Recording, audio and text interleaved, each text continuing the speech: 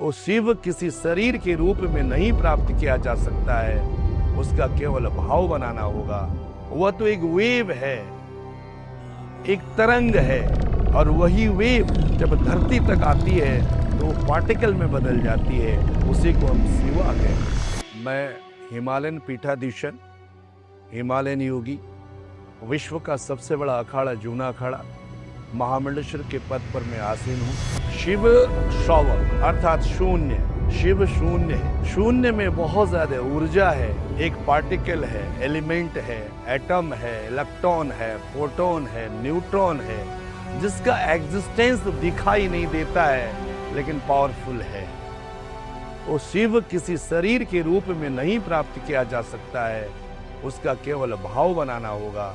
वह तो एक वेव है, एक तरंग है, और वही वेव जब धरती तक आती है तो वो पार्टिकल में बदल जाती है, उसी को हम शिवा कहते हैं। वो शिव तत्व है, वो मृत के समान शव है, जिसको हम कहते हैं शून्य है।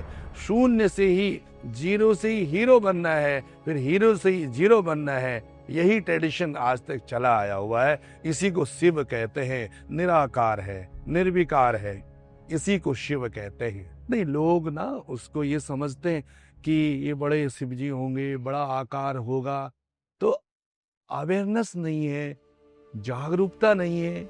वो व्यक्ति कैसे हो सकता है? रावण 10 सिर का कैसे हो सकता है? कैसी माँ थी जिसने 10 सिर वाले पुत्र को पैदा किया, जिसका फादर विश्वा था? तो you give this new generation, how do you explain? Atom दिखाई देगा, न्यूक्लियर बॉम्ब दिखाई देगा, जब ब्लास्ट होगा तो उसकी शक्ति दिखाई देगी, just like the Shiva. Bharat सनातन का देश है।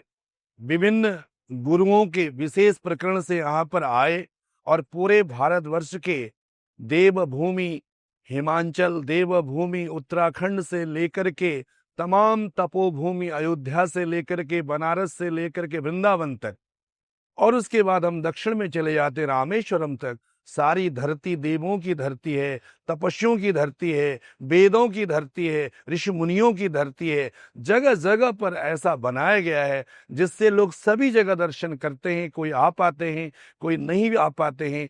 ऐसा नहीं है कि जो अछूते हैं, सब लोगों ने अपना भाव बना करके, कोई अपने घर पर, किसी की श्रद्धा है लेकिन टिकट नहीं है, किसी की श्रद्धा है तो डिस्टेंस ज्यादा है, इसलिए शायद नहीं आ पाते। तो आपके इन चैनलों के माध्यम से ही वो घर से ही भगवान शिव को प्राप्त कर लेते हैं। शिव की तपस्थली यहाँ है तो पार्वती की तपस्थली हिमाचल और उत्तराखंड की ओर है, तो ये नाता जुड़ा हुआ है, इसलिए लोग आ जाते हैं। अपना अपना प्रारब्ध है।